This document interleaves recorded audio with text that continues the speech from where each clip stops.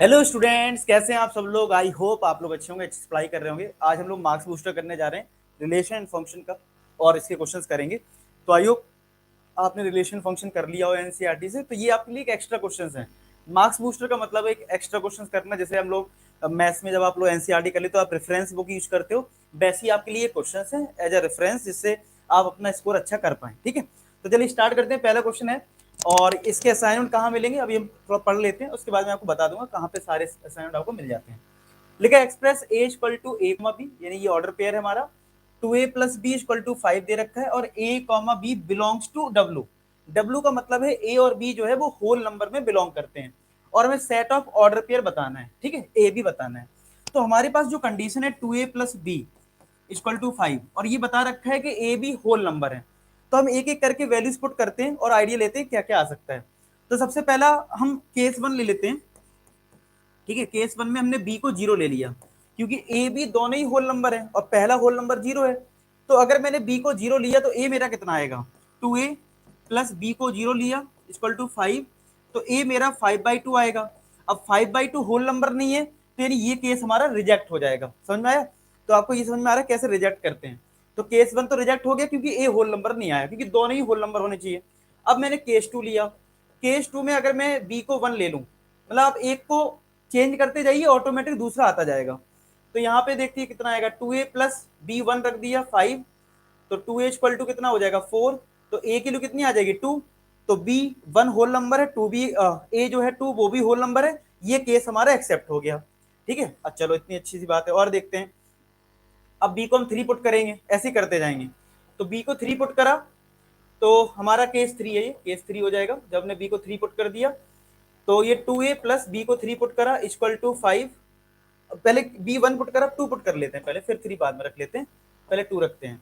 तो बी को 2 लिया इक्वल टू 5, तो 2a हो जाएगा कितना, 5 माइनस टू 3, ए आ जाएगा 3/2। अगेन ये भी रिजेक्ट होगा क्योंकि 3/2 होल नंबर आपका नहीं है। तो आपको ये चेक करना है कौन से होल नंबर है, उसी के हिसाब से लिखना है। फिर हम केस 4 लिखेंगे। केस 4 में अगर हम देखें तो बी को अगर हमने 3 लिया तो 2a plus 3 equal to 5, 3 minus करेंगे तो 2a इक्वल टू 2 आएगा। तो ए हमारा आ जाएगा 1। तो ये एक्सेप्ट हो जाएगा क्योंकि होल नंबर है। अगर हम केस 5 की बात करें, जिसमें हम बी को 4 ले लेते हैं, तो 2a प्लस बी को अगर 4 लिया तो 2a आएगा 1, और a आ जाएगा 1/2। ये रिजेक्ट हो गया। लास्ट अगर हम बात करें, जैसे हमने बी को अगर हम 5 ले लेते हैं केस 6 में, केस 6 में अगर हम बी को 5 लेते हैं तो 2a plus 5 equal to 5, 5 minus 5 zero हो जाएगा। तो ए के लिए जीरो आ जाएगी। तो जीरो होल नंबर है। लेकिन जैसे आप केस 7 पे जाओगे उसके बाद तो आपको सारे केस रिजेक्ट होने लगेंगे। क्यों, अभी आपको पता लग जाएगा। जैसे ही मैं बी को 6 रखूंगा तो क्या आ जाएगा, 2a plus 6 is equal to 5, और ये 6 इधर आएगा तो 2a आ जाएगा -1, और a आ जाएगा माइनस का 1/2। ए आ गया निगेटिव, और निगेटिव तो वैसे भी होल नंबर नहीं होता है। इसका मतलब बी की जो 6 रखोगे 7 रखोगे, तो जब ये नंबर बढ़ेगा तो ऑटोमेटिक आरएचएस में निगेटिव आएगा। तो यानी होल नंबर कभी मिलने वाला नहीं है। तो इसके बाद तो सारे केस रिजेक्ट ही हो जाएंगे। तो अल्टीमेट मेरा जो ए मुझे रिप्रेजेंट करना था और उसमें ऑर्डर पेयर बताना था कौन कौन से आएंगे, तो मेरा एक ऑर्डर पेयर ये वाला सही था, और एक ये ऑर्डर पेयर सही था, और एक ये वाला भी सही था। तो मेरा आंसर क्या हो जाएगा कि अगर ए की वैल्यू 2 है तो बी की 1 हो जाएगी। तो 2,1। ये भी आपको ध्यान रखना है, क्योंकि हमारा ए कॉमा बी है, तो ए पहले आएगा बी बाद में आएगा। एक हो जाएगा 1,3, एक हो गया 1,3, एक हो गया 0,5। तो हमारी ये 3 ऑर्डर पेयर हमें यहाँ पे मिल गए इस क्वेश्चन में। आई होप आपको ये चीज क्लियर हो गई होगी कि कैसे ये हमारे ऑर्डर पेयर आए। क्लियर है? चलिए इसको नोट कर लीजिए और चलते हैं अब नेक्स्ट क्वेश्चन में। ठीक है, नेक्स्ट क्वेश्चन है, if the order pair x, -1 and 5, y belong to this b equal to 2a minus 3, find the value of x and y। हमें x एंड y की वैल्यू फाइंड आउट करनी है। तो अब देखो, अगर ये ऑर्डर पेयर इसमें बिलोंग करता है तो हमारे पास कंडीशन क्या है, b equal to 2a minus का 3। अब आप एक बात समझना, ऑर्डर पेयर में ये ए है और ये बी है। ठीक है, ये बताया गया और ये रिलेशन है, ये कंडीशन है। तो हमसे बोला गया ये x-1 इसमें बिलोंग करता है, इसका मतलब है ये ए है और ये बी है। सिमिलर ये ए है और ये बी है। तो पहले हम इस वाले ऑर्डर पेयर को इसमें पुट कर लेते हैं। तो ए की वैल्यू आप x पुट कर दीजिए, 2x हो गया। और ये -3 है, b कितना है -1 है, -1 कर लो, तो यहां से हमें x मिल जाएगा। तो x कितना आएगा, ये -3 इधर लाओ तो 2x, तो 2x किसके बराबर आ जाएगा 2 के, तो x कितना आ जाएगा 1 के बराबर आ जाएगा। ठीक है, अब यही same condition b equal to 2a-3 से अब आप ये वाला ऑर्डर पेयर पुट कर दो, तो b की जगह क्या पुट करोगे, y पुट करोगे, a की जगह 5 पुट करोगे, तो 2 इंटू 5 -3, तो y इक्वल टू 10 -3, तो y कितना आ जाएगा 7, तो x 1 आ गया एंड y क्या आ गया 7 आ गया। आई होप आपको ये क्वेश्चन भी क्लियर हो गया होगा। चलो नेक्स्ट क्वेश्चन करते हैं। नेक्स्ट हमारा है, इसमें लिखा है a and b are two set, जिसमें हमारे पास 3 एलिमेंट्स हैं। ठीक है, और कॉमन है 3 एलिमेंट, मतलब 2 सेट हैं a और b। ठीक है, इन दोनों में 3 एलिमेंट कॉमन है, ऐसा कह सकते हैं। मान लो यहाँ पे 1, 2, 3 है, बाकी कुछ a b c है फॉर एग्जाम्पल, लेट्स से। ठीक है, और b वाले सेट में मान लो, b वाले सेट में भी 1, 2, 3 है, बाकी कुछ मान लो e f g है, मतलब 3 एलिमेंट कॉमन है, इतना दे रखा है। हालांकि एन ए में 5 एलिमेंट है तो 5 ही ले लो, सिर्फ समझाने के लिए बता रहा हूँ, इसका कोई रोल नहीं है लिखने में, ये सिर्फ रफ वर्क है। ठीक है, और बी में 4 एलिमेंट है तो 4 ही ले लेते हैं सिर्फ। ठीक है, ऐसा कुछ है।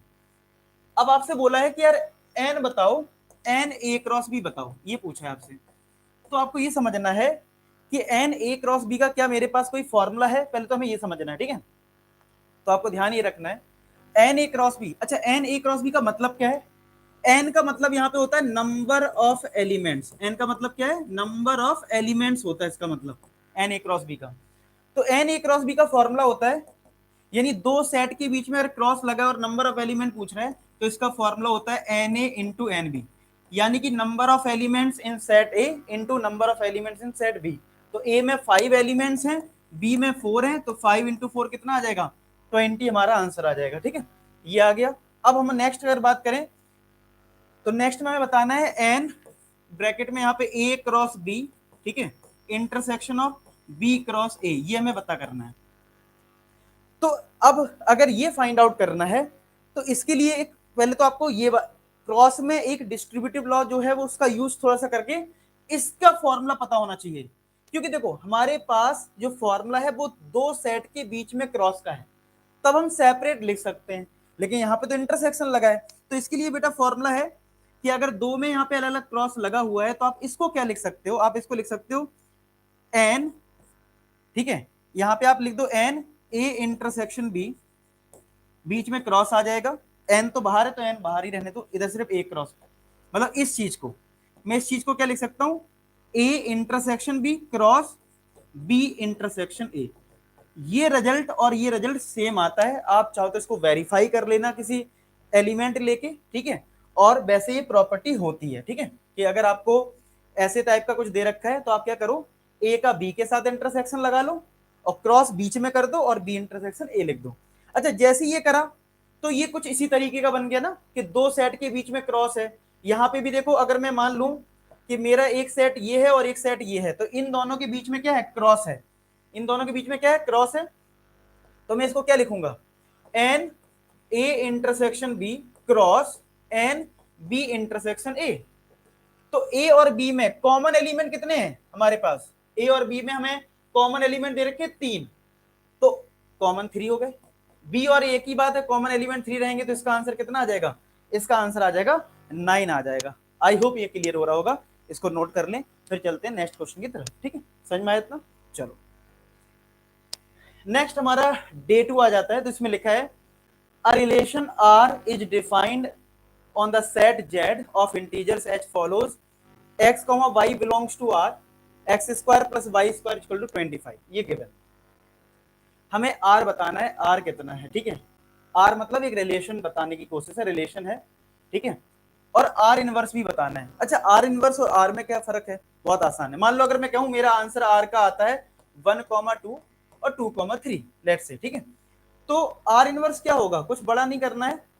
r इनवर्स में सिर्फ इन ऑर्डर पेयर की पोजीशन इंटरचेंज करनी है, यानी ये 2, 1 बन जाएगा और ये तुम्हारा 3, 2 बन जाएगा, सिंपल। और कुछ बड़ा नहीं करना है, हेरबदल ऐसे ही आपको करना है। ठीक है, तो आई होप आपको ये क्लियर हो गया होगा कि r और r इनवर्स में क्या चेंज है। ठीक है, चलो अच्छा, इतना आपको समझ में अगर आ गया है तो इसके बाद देखते हैं इसको कैसे हम इंप्लीमेंट कर सकते हैं। ठीक है, इसको इंप्लीमेंट हम कैसे कर सकते हैं, इसको जरा चेक करते हैं। तो अब आपको देखना कैसे, हमें एक कंडीशन ये दे रखी है, इसका यूज करेंगे, ठीक है।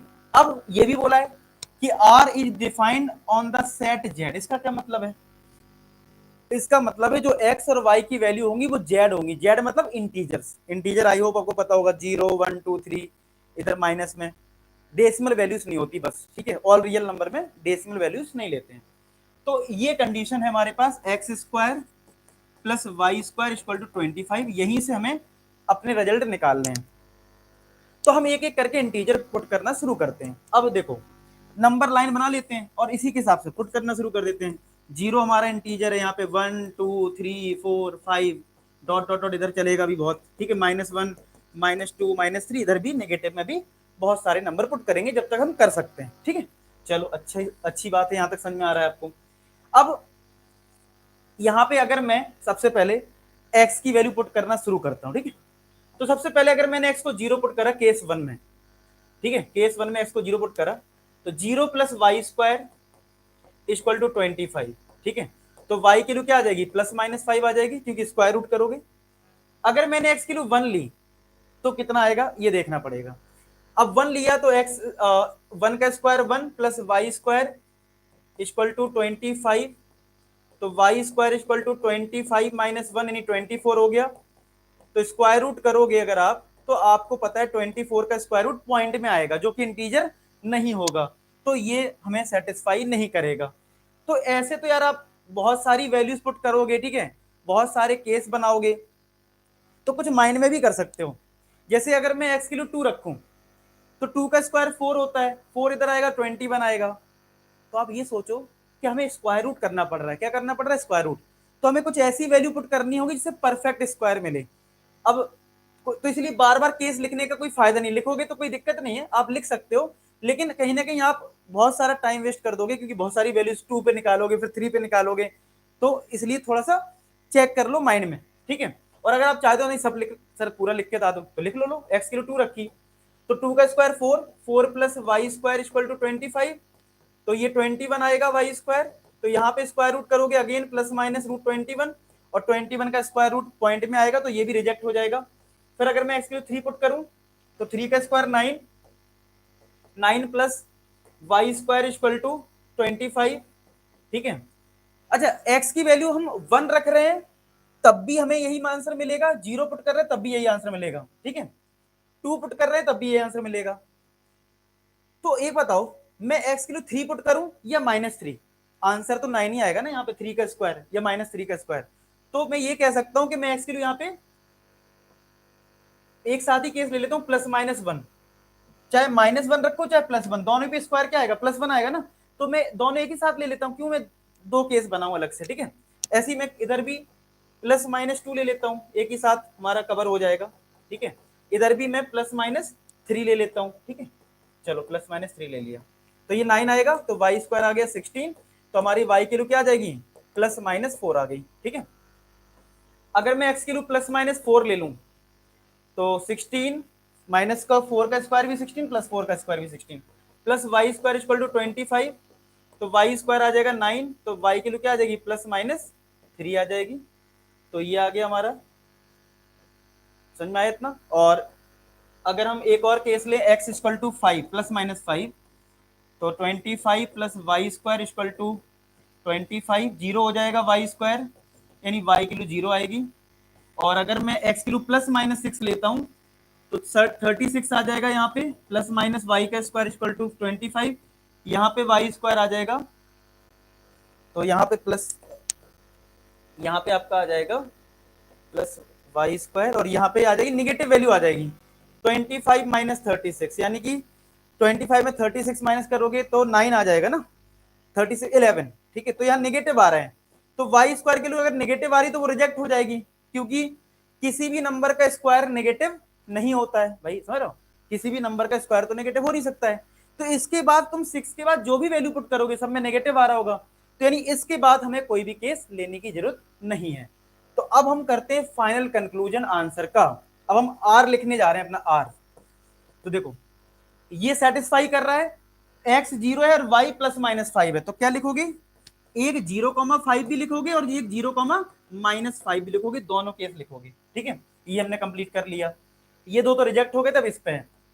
अब यहाँ पे कितने केस बनेंगे समझ रहे हो, प्लस माइनस 3 है, प्लस माइनस कहाँ गया, प्लस माइनस 4 है, तो ये 4 केस बनाएगा। क्यों, अगर मैं +3 लूंगा तो मुझे +4 भी मिल सकता है, ठीक है, और अगर मैं -3 लूंगा तब भी मुझे +4 मिलेगा, ठीक है।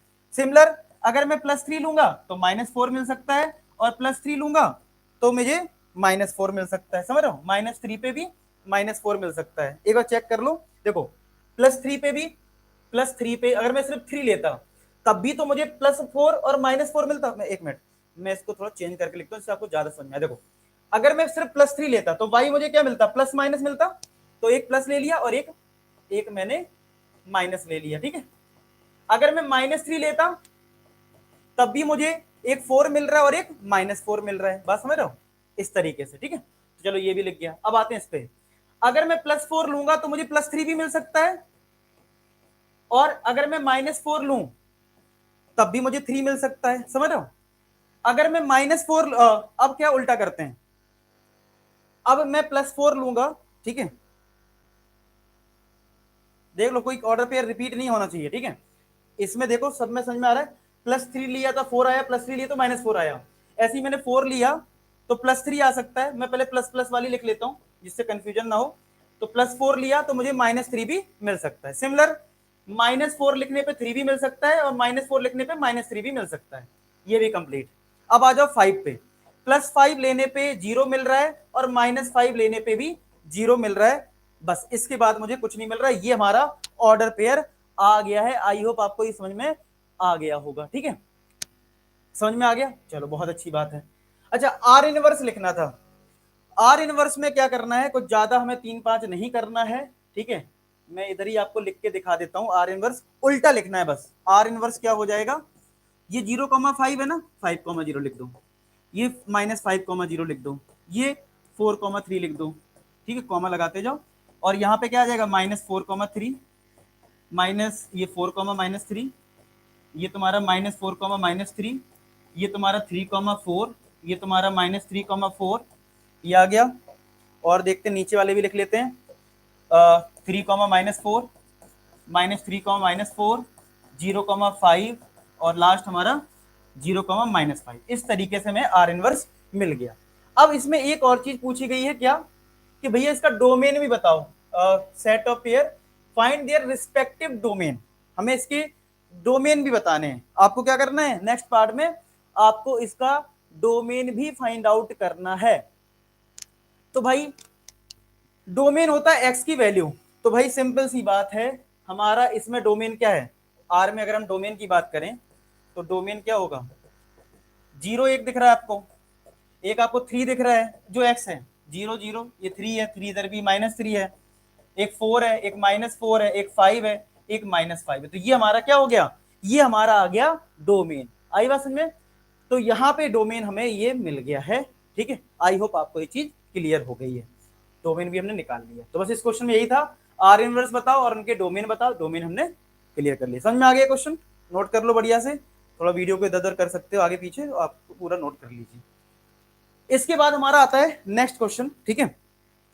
और इस नेक्स्ट क्वेश्चन को हम, जैसे हमने ये क्वेश्चन करा पिछला वाला, इसको आप समझ लो अच्छे से, ठीक है। इसके बाद जो आगे क्वेश्चंस हैं वो हम नेक्स्ट वीडियो में करेंगे, बस ऐसे कर करके हम सारे क्वेश्चंस कंप्लीट करेंगे, जिससे कि आप पे बर्डन भी ना है, थोड़ा थोड़ा पढ़ के अपनी सारी चीजें कवर कर लें, ठीक है। तो बाकी मिलते हैं नेक्स्ट वीडियो में, इसको आगे कंटिन्यू रखेंगे, और तब तक अपना ख्याल रखें, पढ़ाई करते रहें। अच्छा एक चीज और मैं बता दूं जाते जाते, ये असाइनमेंट जो अच्छी पहली बार वीडियो देख रहे हैं, क्लास ये एक फोल्डर है जिसकी लिंक डिस्क्रिप्शन में आपको मिल जाएगी, आप क्लास 11 पे क्लिक करना, यहाँ पे एक रोड मैप भी है, इस रोड मैप पे आप क्लिक करोगे तो आपने भी पढ़ना शुरू नहीं करा या कर दिया है, सर मुझे पता नहीं चल रहा कहाँ से पढ़ना है, इसको आप फॉलो करो, इसमें बिल्कुल लाइन से सिस्टमेटिक वे में सारी चीजें दे रखी हैं, आप लाइन से करते जाइए, बढ़िया से आपको समझ में आएगा, और बढ़िया से आपका सिलेबस भी टाइम से अच्छे से कंप्लीट हो जाएगा, ठीक है। तो इसका यूज करें, लिंक डिस्क्रिप्शन में। बाकी मिलते हैं नेक्स्ट में, तब तक अपना ख्याल रखें। लास्ट में एक ही बात बोलूँगा कि आप सभी सफल हो, धन्यवाद।